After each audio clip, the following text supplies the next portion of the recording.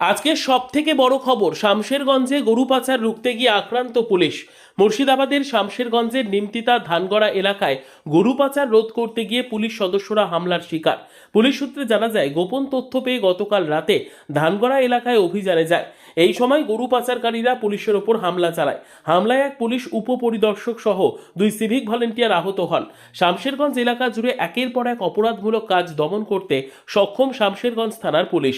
কখনো জাল নোট কারবারি ধরতে সক্ষম, তো আবার কখনো ভেজাল নকল হলুদ গুঁড়ো মশলা, কখনো আবার জুয়ার ঠেকায় হানা, তো কখনো গাঁজার পাচার রুখতে সক্ষম। এবারে আবার গরু পাচার রুখতে গিয়ে আহত শামশেরগঞ্জ থানার পুলিশ। ছোট থেকে বড় যে কোনো অপরাধমূলক কাজ হোক না কেন, তাকে দমন করতে শামশেরগঞ্জ থানার পুলিশ প্রশাসনের সর্বদাই তৈরি। এবারে গরু পাচার রুখতে গিয়ে পাচারকারীরা পুলিশের ওপর হামলা চালায়।